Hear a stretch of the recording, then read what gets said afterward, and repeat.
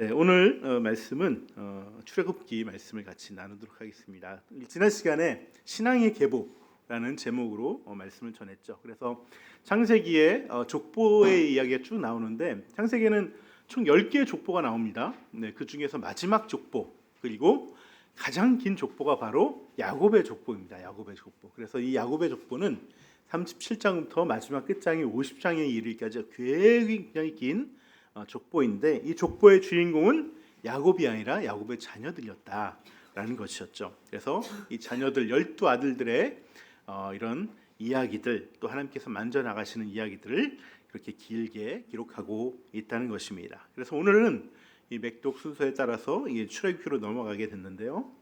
출애굽기는 사실 이 창세기하고 이어지는 후속편이에요. 후속편이라고 보시면 됩니다. 그래서 출애굽기는 창세기의 족보를 계속해서 이어오면서 그 자손들의 이야기, 그 400년 후의 이야기를 담고 있는 것이죠. 우리가 흔히 이 출애굽기의 명칭을 출애굽기로 알고 있지만은 사실은 원래 명칭은 다른 것입니다. 우리가 영어로 엑소더스라고 하는데 이게 또 헬라어이기도 하죠. 이집트에서 탈출기 이 제목은 엑소더스라는 제목은 원래 히브리어로 된 구약 성경의 제목이 아니에요. 이거는 이제 70인경이라고 후대에 이제 이스라엘의 이제 유대인들이 다 이제 멸망해가지고 이제 그 근처의 나라로 다 흩어졌잖아요. 그 디아스포라 유대인들이 됐는데 이 유대인들 후손들이 사실은 히브리어도 다 까먹습니다. 그래서 다 헬라어 당시에 이제 공용어였던 헬라어에 익숙해져 있죠. 그래서 이 헬라어로 된 구약 성경을 읽게 하기 위한 목적으로 이렇게 70인명이 모여서 이렇게 번역했다고 해서 70인경이라는 헬라어로 된 구약 성경이 있습니다. 그때 붙여진 이름이 엑소더스예요. 네. 그래서 그때 붙여진 얘기고요. 대부분의 어떤 창세기도 그때 붙여진 거죠. 창세기의 원래 이름은요 태초에가 원래 제목입니다. 태초에 첫 글자가 제목이에요. 근데 제네시스 영어로 제네시스라는 이런 제목도 이게 헬라어로 붙여진 겁니다. 그래서 우리가 창세기를 한 1000번 읽으면은 제네시스가 생길지도 모르니까 열심히 읽기 바랍니다. 네, 농담이고요. 네, 그럼 원래 이 출애굽기 제목이 뭐냐? 이게 뭐냐면 바 엘레 쉐모트라는 겁니다. 이게 뭐냐면 번역을 하면은 그리고 그 이름들은 이러하다가 이 출애굽기 원래 제목이에요. 네, 원래 제목. 출애굽기 첫 구절을 그대로 따와서 그래서 이게 좀 기니까 이름들이란 또 쉐트라는 이러한 쉐모트라는 이러한 이름으로 불려졌습니다. 이 제목에서 보면요 그리고란 말이 나오잖아요. 그러니까 이 얘기는 창세기 50장 마지막 구절 요셉이 장사되고 관에 묻혔다. 그리고 이렇게 이어진 내용이라는 것을 우리가 알 수 있는 것이죠. 그리고 창세기에 이어서 이 신앙의 계보가 이어져 가서 이 계보를 통해서 구원의 역사가 이제는 더욱더 크게 일어나고 있다라는 것을 말씀하고 있는 것입니다. 그래서 그 야곱의 족보, 우리 그 야곱의 톨레돗, 그 야곱의 후손들이 이제는 큰 민족을 이루어서 그 민족을 통해서 하나님께서 구원을 이뤄 나가신다. 그런 큰 역사가 일어나고 있다라는 것입니다. 그래서 이렇게 아브라함부터 시작된 구원의 역사는요 이제는 개인과 가문을 넘어서 이제는 이스라엘이라는 민족 단위로 커지고 그 민족을 이끌어내시는 하나님의 역사하심으로 넓어지게 되는 것이죠. 이것이 구원의 어떤 세계관, 이게 구약이 얘기하는 구원의 세계관이고요. 그 이제는 신약으로 넘어오면 어떻게 됩니까? 예수 그리스도의 그 십자가 부활을 통해서 이제는 그 민족의 개념조차 넘어서서 열방으로 넓어져서 온 인류의 구원까지 말씀을 하고 있는 것이 신약의 구원관인 것입니다. 그런데요, 뭐든지 이렇게 규모가 커지잖아요. 그러면은 부작용이 생깁니다. 부작용이 생겨요. 개 중에는 함량이 안 되면서 그냥 묻어가시는 분들이 많이 생기죠. 네.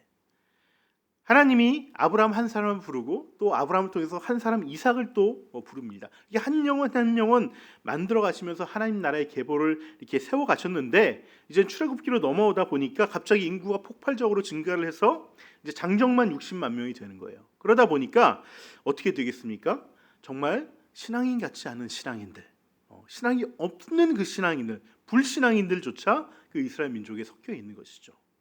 그래서 결과적으로 어떻게 됩니까? 이 장정만 60만 명, 다 합치면 뭐 200만 명 되는 그러한 신앙인들 가운데 대부분이 늘 원망과 불평만 넘쳐나는 그런 불신앙인들이 대부분이 차지하고 있다는 것입니다. 네. 그래서 하나님 나라에 속하게 되는 이 백성들이 수준이 다 하향평준화가 되는 거예요. 하향평준화. 네. 그래서 결국 어떻게 되냐면은 출애굽은 했지만은 이 출애굽했던 사람들 중에서 단지 여호수아와 갈렙만 빼고는 다 가나안 땅에 들어가지 못하고 그 구원을 누리지 못하게 되는 그런 상황이 벌어지게 된 것이죠. 네. 오늘날에도 이런 모습들이 많이 있죠. 네. 우리 대형 교회에 다니면서 너무 그림자 성도로서 신앙이 없으면서 신앙이 있는 척하고 교회 마당만 밟는 그러한 성도들이 많습니다. 제 친구들 중에서도 그런 친구들이 꽤 있더라고요. 좀 깜짝 놀랐어요. 이 친구 내가 교회 다닌 지 정말 오래 봤거든요. 근데 저한테는 얘기를 못 하는데 다른 친구들에서 들려오는 얘기를 보면은 자기는 예수님 안 믿는다는 거예요. 네. 그 친구 거기 찬양해요.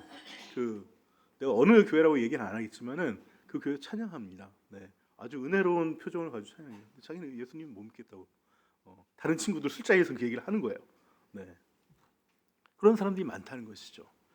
하나님이 이런 사람들 모를까요? 모르실까요? 네.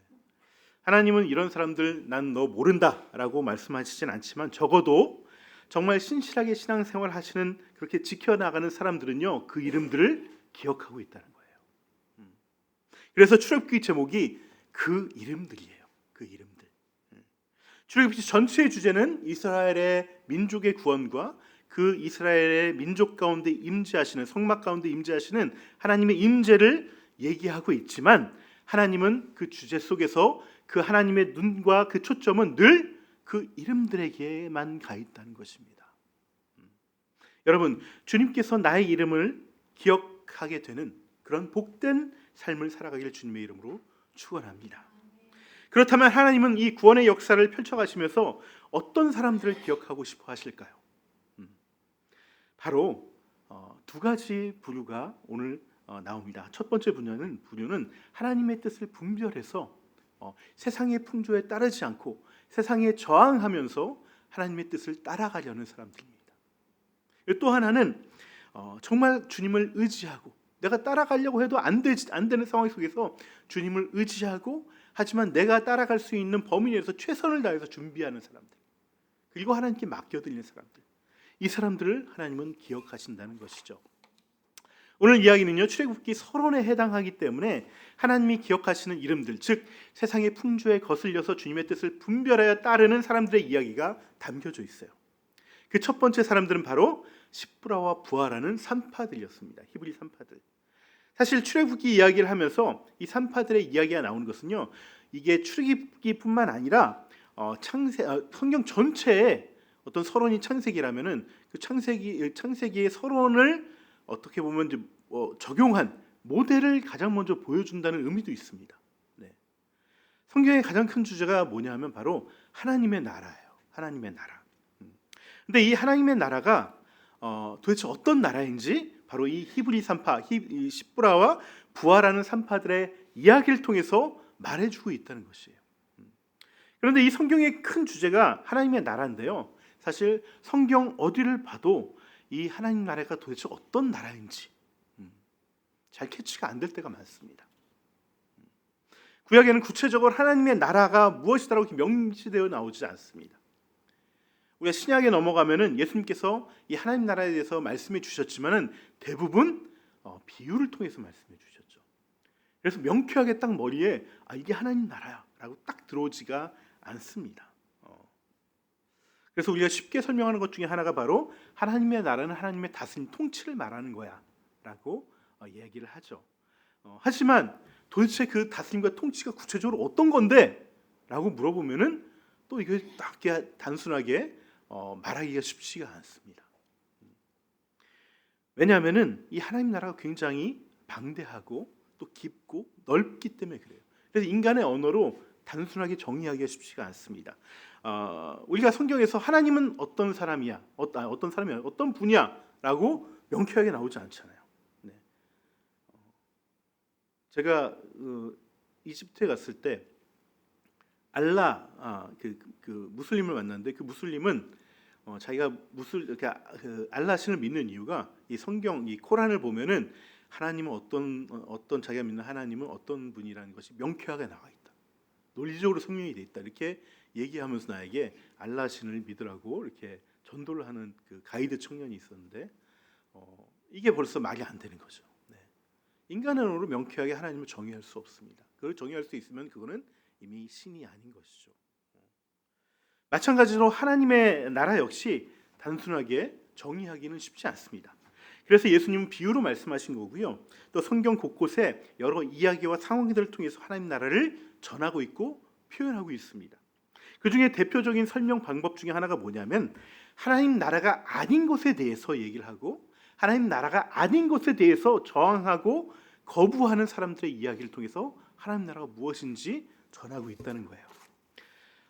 그 하나님 나라가 아닌 것의 대표적인 케이스가 바로 제국주의입니다. 제국주의. 제국주의라는 것은 힘을 가지고 힘의 논리로 모든 것을 다 좌지우지하겠다는 것이 제국주의죠. 힘이 있으면 그게 정의이고 힘이 있으면 그게 선이고 생명조차도 마음대로 할 수 있다. 함부로 꺾을 수 있다. 이것이 제국의 논리고 제국의 습성입니다.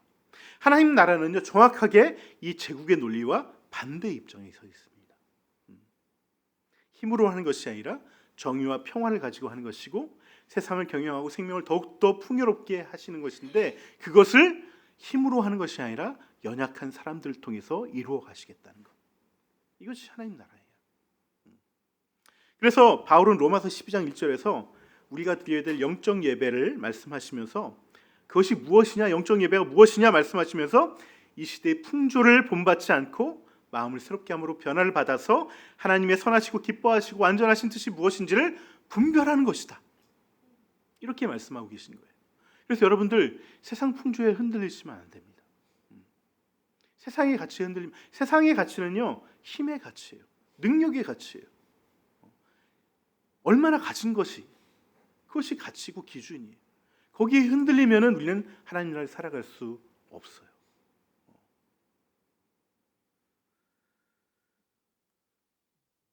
이집트의 바로는요 히브리 민족이 계속해서 인구가 증가하잖아요. 증가하니까 이들의 출생률을 낮추기 위해서 혹독한 노동을 막 시킵니다. 강제 노동을 시켜요. 근데 그 어떤 노동을 시키냐면 비돔과 라암셋이라는 곳에 국고성을 짓습니다. 이 국고성이라는 것은 뭡니까? 나라의 재산들을 거기다 다 갖다 놓는 것이죠. 한마디로 이집트 경제를 지탱해주는 그런 경제 특구를 짓는데 다 강제 노동을 시키는 거예요. 그 경제를 위해서 이집트 경제를 위해서 히브리인들을 강제 노역을 시킨 것이에요. 그런데 이렇게 혹사를 시킴에도 불구하고 히브리인들은 계속해서 숫자가 늘어나고 있어요. 그러자 바로는 특단의 명령을 내립니다. 산파들에게 여자가 태어나면 그냥 놔두고 남자가 태어나면은 받는 척하면서 이 아이를 죽여버려라. 이런 행정 명령을 내리게 되는 것이죠. 이것이 바로 제국의 습성이에요. 단지 저 민족을 내가 마음대로 다스리기 위해서 나에게 위협이 되지 않기 위해서 생명도 언제든지 앗아갈 수 있다. 이것이 제국의 논리고 제국의 습성이고 하나님 나라와 정반대되는 가치를 가진 것이라고 할 수 있습니다. 여러분 이것은 먼 옛날의 이야기만이 아닙니다. 여러분 제가 여러 번 말씀드렸다시피 다윈의 그 종의 기원 이 1859년에 첫 출간이 됐는데 이 첫날 초판 1250부가 하루 만에 다 매진이 됐습니다. 여러분 다윗의 이 종의 기원 물론 읽어보신 분이 없을 줄 믿습니다. 네, 저도 보기만 하고 대충 축약본만 한번 이렇게 훑어보긴 했는데 이 책이요 굉장히 두껍고요, 굉장히 이해하기 어렵습니다. 한마디로 정말 하루 만에 1250부나 팔릴 만한 그런 대중적인 책이 아니라는 거예요. 근데 유럽에 있는 모든 사람들이 열광하면서 이 책을 다 사갔어요. 첫날에. 왜 사갔을까요? 네. 그들이 하고 있었던 그 제국주의, 식민지를 침탈하고 뺏었던 것들, 노예를 부렸던 것들, 그것이 바로 우리가 악해서가 아니라 이건 자연의 원리야. 적자생존, 약육강식이 자연의 법칙이고 신이 정해준 법칙이야. 우리가 이렇게 해도 되는 거야. 이 합리적인 이유를 근거를 세우기 위해서 모두가 열광하면서 그 책을 가져갔다는 거예요. 이 책의 내용이 뭐 근대 과학주의를 정말 시작하는 그런 기념비적인 책이고 그 책의 내용을 내가 어떻게 문제 삼자는 것이 아닙니다. 그 책을 가지고 사람들은 자기의 제국주의 습성을 합리화시켰다는 거예요. 여러분, 모든 인류의 역사는요, 힘의 역사고요. 지금도 이 힘의 역사가 되풀이되고 있습니다. 이것은 나라와 나라 사이만의 문제도 아니고요, 인종과 인종 사이만의 문제도 아니고, 계층과 계층 사이만의 문제도 아닙니다. 우리가 살아가는 일터와 직장과 학교와 가정에서도 이러한 싸움들, 헤게모니 싸움들이 늘 일어나고 있습니다. 남자와 여자의 그 미묘한 그 헤게모니 싸움이 가장 친밀해야 될 가정에서도 일어나고 있어요. 부부관계에서도 일어나고요, 형제들 사이에서도 일어나고요, 또 부모와 자식 사이에서도 일어나고 있습니다. 심지어 교회 안에도 이런 모습이 있다는 것이죠. 당시 유럽 제국주의를 했던 모든 나라들은 다 기독교 국가였습니다. 하지만 성경의 뜻대로 살지 않았던 것이죠. 그 사회와 집단이요, 힘을 우선시하고 능력 위주의 경쟁 사회면 사회일수록 그 사회는 더더욱 이런 모습들이 각 개인들이 그 속에서 살아가요. 그 모습을 지향하면서 살아가고 있다는 것입니다. 그래서 우리가 분별하지 않으면은 우리는 그 힘의 논리, 그 능력주의, 그 부의 논리에 휩싸여서 정신없이 살아가게 된다는 것입니다. 하나님 나라를 살아가지 않는 거예요. 하나님 나라는 예배 시간에만 살아가고 일상생활에서는 하나님 나라를 살아가지 않는 것이죠. 하나님은요, 우리가 그런 힘의 논리로 가득한 세상의 풍조를 따르지 않고 각자의 마음을 새롭게 해서 변화를 받으라고 말씀하고 계신 것입니다. 그런 면에서 이 히브리 산파들은요, 아직 하나님께서 이 히브리 민족을 내가 구원하겠어라는 그 말씀과 그 뜻을 밝히기 전인데도 하나님의 뜻을 분별한 거예요. 아, 이건 하나님의 뜻이 아니야. 어떻게 생명을 죽일 수 있어? 이 연약한 민족들을 내가 죽이는데 그 도움이 될 수 있겠어? 그 동조자가 될 수 있겠어? 라고 그 뜻을 분별하고 이 세상, 이 당시의 이집트의 논리와 그 풍조에 거부하고 저항하는 삶을 살아갔다는 것입니다. 이게 하나님 보시기에 너무나 귀한 거예요. 너무나 귀한 것. 그래서 비록 거짓말을 했죠. 바로에게. 갔더니 이미 다 나버렸어요. 이거 거짓말이죠. 네, 그렇게 둘러댄 거죠. 하지만 그 거짓말에도 하나님은 이 산파들을 은혜로 말미암아 지켜주셨다는 것입니다. 그리고 이렇게 최선을 다해서 생명을 지켰기 때문에 이 히브리 산파의 가문의 일을 번성하게 해주셨다는 것입니다. 여러분, 우리가 할 수 있는 일들은 많지 않습니다. 히브리 산파가 할 수 있는 일들은 사실 기껏해야 거짓말해서 그 생명을 죽이는 것을 내가 최소한 막아보고자 하는 것이 다였습니다. 우리도 마찬가지입니다. 우리가 뭐 나라를 바꿀 수 있습니까? 내가 속해 있는 기업을 바꿀 수 있습니까? 하지만 내가 속한 영역, 내가 힘을 발휘할 수 있는 영역에서는 최선을 다해서 이 힘의 논리를 거부해야 됩니다. 모든 관계에서 내가 가진 기득권을 나의 유익과 내 집단의 유익을 위해 쓰는 것이 아니라 선과 평화를 위해서 섬기는, 그러한 생명을 위해서 섬기는 삶을 살아가야 한다는 것입니다. 네, 박수로 쳐주고 싶네요. 네, 오랜만에 와서. 여러분, 이 섬김을 위해서 끼어서 각자의 마음을 새롭게 하고 변화를 받으셔야 돼요. 그렇지 않으면 나도 모르게 내가 가진 힘으로 상대방을 내가 쥐락펴락하려고 합니다. 악한 사람은 가스라이팅 의도적으로 하기도 합니다. 내가 그러한 바로의 입장에 서 있지 않는지 나 스스로 내가 살펴야 된다는 것이죠. 우리는 다 각자 자기중심성이라는 그 자기중심성의 그 노예로 살아가기 때문에 순간순간 나도 모르게 바로의 모습처럼 살아갈 때가 많다는 거예요. 생명을 살린 산파의 자리가 아니라, 거기서 하나님을 두려워함으로 말미암아 그 뜻을 분별하는 자리가 아니라 바로의 입장에 살아갈 때가 많다는 것입니다. 여러분, 그런 삶을 살아가면 안 되고 세상이 말한 것에 저항하고 거부하는 삶을 살아가는, 그래서 하나님이 기억하시는 그 이름들에 들어가는 복된 삶을 사시기를 주님의 이름으로 축원합니다. 네. 바로는요, 이 히브리 산파들이 자기에게 거짓말하고 있다는 걸 눈치채지 못했을까요? 분명히 눈치챘을 겁니다. 하지만 그럼에도 불구하고 어떻게 하지 못했습니다. 왜냐하면 하나님이 이 히브리 산파들을 에게 은혜를 베푸셔서 지켜주셨기 때문에. 그러자 이제는 그 화살을 이 산파가 아니라 그 부모들에게 돌립니다. 부모들에게 태어난 자식이 아들이면은 나일강에 빠뜨려서 죽이라고 얘기를 합니다. 너무나 끔찍한 명령이고 무서운 명령이죠. 이쯤 되면은 사실 아이를 갖는다는 것 자체가 공포고 두려움입니다. 지금처럼 뱃속에 있는 아이가 뭐 딸인지 초음파로 알아낼 수 있는 시대도 아니었고, 낳아보니 아들이라면 어떻게 합니까? 이걸 내 손으로 죽여야 되는데 이 아이를 얼마나 끔찍한 일이겠어요. 하지만 우리는 또 그 끔찍하고 두려운 일 앞에서 내 뜻대로 살지는 못하죠. 계획대로 살지 못할 때가 너무나 많습니다. 찰나의 실수로 또 임신이 될 가능성이 없지 않은 것이죠. 근데 임신하고 낳고 보면 아들이면 어떡하겠습니까?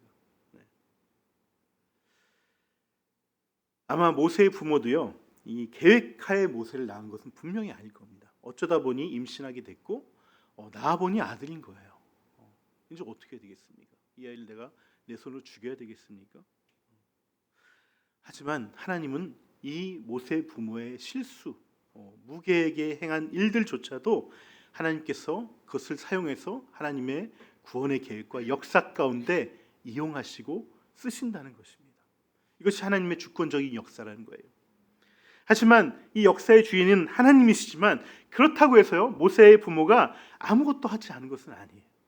하나님은요, 이 모든 역사를 주도적으로 이끌어 가시지만은 그걸 혼자 독단적으로 하지 않으십니다. 늘 이 역사의 동역자로 세울 만한 그 누군가를 찾습니다. 그 동역자는 그 일하심, 그 주권을 믿고 하나님께 의지하면서 동시에 그 일이 원만하게 이루어질 수 있도록 최선을 다해서 준비하고 또 노력하는 사람이 바로 하나님의 진정한 동역자고 하나님께서 기억하시는 그 이름들의 주인공이라는 것입니다. 출애굽했을 때 장정만 60만 명이라고 그러면은 적어도 당시에 최소한 40만 쌍의 부부들이 있었을 거예요. 그런데 그 많은 부부들 중에 오직 모세의 부모만이 이 하나님의 역사에 동참하는 영광을 얻게 됐습니다. 대부분의 부모들은 아이를 아예 갖지 않던가, 아니면 어쩌다 아이를 가져도 피눈물을 흘리면서 아이를 죽였을지도 모릅니다. 요즘 우리가 보기에는 아무리 그래도 그렇지 어떻게 자기 아들을 죽일 수 있어? 이렇게 생각할 수 있습니다. 하지만요, 여러분, 인류 역사에서요, 이 영유아 살해는요 굉장히 흔하게 벌어졌던 악행 가운데 하나였어요. 로마 제국 시대만 해도요, 이 남아 선호 상상이 굉장히 컸기 때문에 힘세고 군인으로 쓸 수 있고 노동력이 할 수 있는 남자가 가진 여자가 태어나면은 아빠가 그 아이를 죽일 수 있는 권한이 있었어요. 아무도 뭐라고 하지 않았습니다. 뭐 로마 제국까지 하지 않더라도 우리 지금 중국 얼마나 제국주의입니까? 이 중국에서도 얼마 전까지만 해도 이 산하 제한이 있었죠. 한 명 이상 낳지 못하게 하는. 그래서 이 딸이 태어나면요, 아예 그 주민등록번호에 등록하지 않아요. 그러니까 이게 그 근본 없는 아이로 그냥 돌아다니는 아이들이 있고요. 또 죽여버리는 경우도 심심치 않게 있었다는 것입니다. 어떤 나이 드신 할머니가 계신데 이분이 평생 교회를 다니셨는데 복음을 영접하지 못하는 거예요. 받아들이지 못하는 거예요. 왜 그러냐 했더니 이분이 뭐라고 하냐면 자기는 이 죄의 책감이 너무나 들어가지고 주님이 받아들여지지 않는 거예요. 이 복음이 믿겨지지 않고 받아들이지 않은 거예요. 왜 그러냐고 물어봤더니 이분이 눈물 흘리면서 하신 얘기가, 이분이 이제 6.25 때 결혼을 하셔서 시집을 갔는데 결혼하자마자 남편이 죽은 겁니다. 전쟁터에서 죽고 다시 친정으로 돌아오게 된 거예요. 근데 이미 임신이 돼 있습니다. 낳고 보니 쌍둥이에요. 근데 당시 얼마나 먹을 게 없었습니까? 그러니까 이 친정 식구들이 이 할머니를 계속 구박하는 거예요. 너 어디서 시집 갔으면 거기 살아야지 왜 여기 들어오냐면서 구박하고 못 살게 굴고. 그래서 이 할머니가 정말 이 두 아이 중에 한 아이를 이 포대기로 싸가지고 질식시켜서 정말 죽인 거예요. 죽이고 묻어버린 것이죠. 근데 이게 평생 죄책감이 됩니다. 평생. 그러면서 나 같은 죄인도 주님이 용서할 수 있을까? 자식 죽인 죄인도 주님이 용서할 수 있을까? 이것 때문에 복음을 받아들이지 못하는 것이죠. 그러다 어느 날 이 목사님의 말씀을 듣고 다행히 감사하게도 그 복음을 받아들이고 그 죄 용서를 받았는데요. 정말 이런 일들이 많이 있었다는 것이죠. 요즘은 어떻습니까? 간혹 어려운 그런 미혼모들이 해서는 안 되는 끔찍한 일들을 하기는 하죠. 하지만 그런 경우가 아니더라도요, 여러분, 많은 부모들이요 아이들을 서서히 죽여가고 있습니다. 이렇게 자라야 된다는 자기 원칙과 자기 생각 때문에 아이들의 마음을 옥죄고 차츰차츰 시들어가게 만드는 부모들이 아직도 많이 있습니다. 그래서 그렇게 자라난 아이들이 청소년기에 심지어 자살하는 경우도 너무나 많이 있습니다. 바로의 시대처럼 힘의 논리와 제국의 논리로 너 이렇게 하면 안 돼, 도태돼, 너 성공하지 못해 라고 공부를 강요하고 윽박지르고 이렇게 아이들의 뜻대로 살지 못하게 강제해서 숨죽이게 하고 무능력하게 하고 무기력하게 만드는 부모들이 얼마나 많이 있습니까? 하지만 모세의 부모는요, 이러한 힘의 논리에 무기력하게 생명을 죽이게 놔두지 않았습니다. 그 이유는 오늘 본문에서 뭐라고 얘기하냐면, 태어난 아이를 보니까 너무나 잘생긴 거예요. 너무나 아름다운 거예요. 하지만 이게 이유가 될 수는 없겠죠. 자기 새끼가 안 이쁜 사람이 어디 있겠어요. 다 잘나 보이고 다, 우리 옥동자도 아마 그렇게 자기 아들은 잘생겨 보이고 아름다워 보일 겁니다. 다 이렇게 생기는데 그게 이유가 되지 않았겠죠. 단지 외모 때문에 아이를 지켰던 것이 아니라 지금 이 외모 때문에 아이를 살려줬다 어떻게 되겠어요? 이 모세 살리려고 이미 태어난 우리 누구예요? 그 아론과 미리암도 어떻게 보면 큰일 당할 수도 있는 거거든요. 그런데 단지 예쁘게 생겼다는 이유만으로, 귀엽게 생겼어라는 이유만으로 이 아이를 살려준다는 건 좀 어려운 얘기죠. 성경은요, 모세의 부모가 아이를 지킨 것에 대해서 사도행전 7장 20절에 이렇게 얘기합니다. 그때 모세가 낳는데 들어주시기 바랍니다. 하나님 보시기에 아름답다. 그래서 살려두었다라고 얘기하고 있습니다. 무슨 말이냐면은 자기가 부모로서 자식을 봤을 때 부모의 눈으로서 예쁜 게 아니라 하나님의 눈으로 보니까 이 아이가 너무나 귀한 거예요. 너무나 선한 거예요. 오늘 본문에서도 이 잘생겼다, 아름답다는 표현을 뭐라고 하면 토부라고 얘기했습니다. 우리 토부란 말 잘 아시죠? 창세기 때 하나님께서 이 세상을 만드시고 토부하다, 좋았더라. 사람을 만드시고 토부하더라. 이거는 단순히 좋다는 것이 아니라 선하다는 거예요. 하나님이 뜻대로 만들어졌다는 것이기 때문에 너무나 귀하고 마땅하고 옳고 선하다는 것을 얘기하는 것이죠. 그 하나님의 눈으로 자식을 보니까 이 자식은 내가 죽일 수 없는 거예요. 이 자식은 내가 내 목숨을 바쳐서라도 지켜야 하는 것이죠. 우리는 힘의 논리가 가득한 세상 속에 살다 보면요, 자칫 자식조차도 그냥 육의 눈으로 바라볼 때가 너무나 많이 있습니다. 그럴 때 우리가 놓치지 말아야 되는 것은 내 자식을 내 부모의 눈으로 보는 것이 아니라 하나님의 눈으로, 하나님의 뜻으로, 하나님의 계획과 그 의도로 이 자식들을 바라봐야 된다는 거예요. 여러분, 이것은요, 어린 자식이든 나이 든 자식이든 다 마찬가지입니다. 세상의 모든 아이들, 특히 믿음의 부모들의 아이들은, 그 자식들은요, 저마다 다 하나님께서 계획과 의도가 있어서 이 땅 가운데 보내신 거예요. 그 아이들마다 주님의 뜻을 풀어갈 그 달란트, 은사가 그 아이들 속에 숨겨져 있습니다.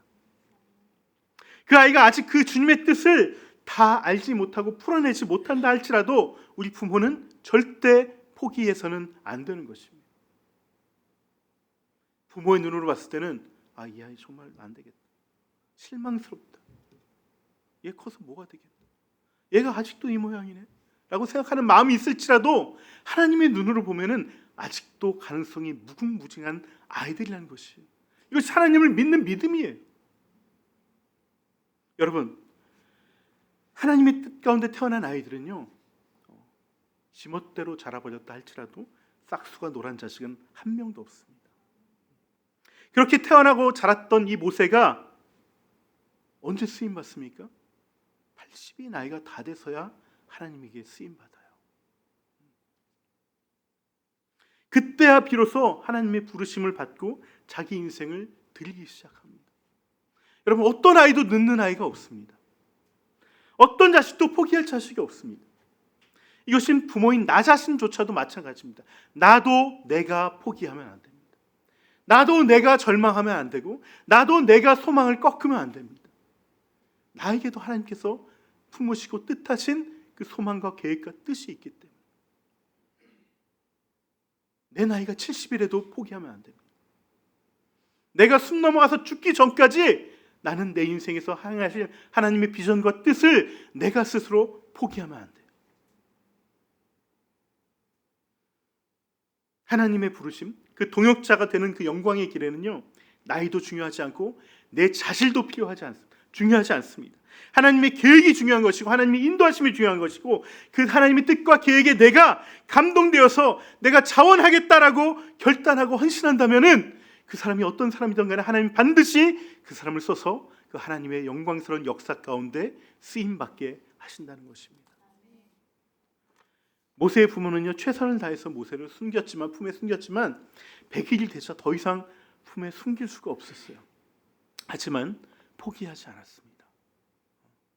아이를 포기한 것이 아니라 하나님에게 맡기기로, 의탁하기로 결단했어요.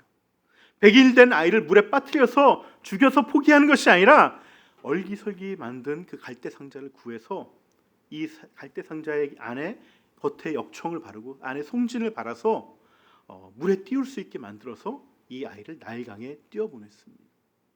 여러분, 이 갈대 상자라고 번역된 단어가 데바라는, 상자라는 단어가 데바라는 단어인데, 이 데바라는 말은 이 방주란 뜻이거든요. 방주. 이 방주란 것은요, 키가 없어요. 어디로 가겠다는 방향 설정을 하지 못합니다. 그냥 물 흘러가는 대로 흘러가는 것이 방주예요. 하지만 이 방주의 장점은 뭐냐면은 절대로 물에 뒤집히지 않는다는 거예요. 그래서 노아가 방주를 만들었죠. 홍수를 견뎌내기 위해서. 어디로 흘러갈지는 모르겠지만은 이 방주는 절대 어떠한 거센 어떤 파도와 일항에도 절대 뒤집혀지지 않습니다. 이 아이 생명이 지켜지는 것이죠. 하지만 그 길은 하나님께 의탁하는 거예요. 하나님께 의지하지만은 최선을 다해서 이 아이가 생존할 수 있도록 이 방주를 만든 것입니다. 이것이 바로 하나님을 의지하면서 내가 최선을 다해서 준비하고 노력하는 모습이라는 것이죠. 뿐만 아니라요, 당시에는요, 이집트 사람들은요, 자기가 소중히 여기는 우상들 있잖아요. 이집트는 우상을 섬기거든요. 이 우상을요, 갈대 상자에 넣어서 보관하고 옮기는 관습이 있어요. 그러니까 만약에 강가에 나갔는데 갈대 상자 둥둥 떠다녀? 그러면 이집트 사람들은 당연히 이것을 뭐 저런 게 떠다녀 하고 관심을, 무관심한 것이 아니라 관심을 갖게 되는 거예요. 호기심이 생기는 거예요. 저기 뭐에 뒀지? 건질 수밖에 없게 그 갈대 상자를 구해다가, 이집트인들의 갈대 상자를 구해다가 이렇게 방주처럼 만들어서 가해강가에 띄웠던 거예요. 아주 치밀하게 계획했던 것이죠. 지금 상황에서는 이 아이를 구해줄 히브리인이 아무도 없기 때문에, 이집트인밖에 이 아이를 구해줄 사람이 없기 때문에 이 이집트인의 손에 들어갈 수 있도록 그렇게 치밀하게 방주를 만들고 이렇게 상자를 만들어서 이 아이를, 모세를 그 안에 누워서 띄워보냈다는 것입니다. 이렇게 치밀한 계획과 준비에, 그리고 하나님을 의탁하는 마음에 하나님께서는 역사하신다는 거예요. 그래서 정말 거짓말처럼 이 상자가 바로의 딸이 목욕하러 나왔는데 눈에 띈 거예요. 그래서 저거 뭐냐, 가져와 보라. 그래서 문을 딱 열었는데 뚜껑을 열고 보니까 그 안에 뭐가 있어요? 아기가 있는. 근데 딱 봐도 얘는 히브리 애기예요. 히브리인이에요. 그럼 죽여야 되죠. 근데 그 마음에 하나님께서 묻던 마음을 주셨어요. 긍휼히 여기는 마음, 불쌍히 여기는 마음, 가엾게 여기는 마음을 주셔서 이 아기를 내가 키워야 되겠다, 그 마음을 갖게 하시는 것이죠. 그래서 얘를 당장 젖을 먹여야 되는데 누구에게 젖을 먹이지? 하니까 그 모든 과정을 지켜보던 그 미리암이, 이 누이가 나타나서 제가 이 아이 젖먹일 그 히브리 유모를 데려올까요? 그래, 어서 데려. 그래서 인류 최초로 최초이자 마지막으로 자기 아들에게 젖을 주면서 삭슬 받고 유모로 취급하는 그런 놀라운 일이, 거짓말 같은 일이 벌어지게 된 것이죠. 그래서 모세는요, 이집트의 바로의 양자가 되어서 이집트 왕실에서 왕궁에서 왕자 교육을 받고 자라고, 또 그 전까지는 어머니로부터 히브리인의 그 신앙 교육을 받고 자랐습니다. 그 유대인들은요, 유대인을 정의할 때 누가 유대인이냐, 그때 그 기준이 뭐냐면은 아버지가 유대인이 아니에요. 어머니가 유대인이면은 아버지가 유대인이 아니더라도 이 사람을 유대인으로 인정해 줍니다. 왜 그럴까요? 유대인이 어머니가 키우면서 신앙 교육을 하고 말씀 교육을 하고 역사 교육을 했기 때문에. 그렇게 이 모세는요,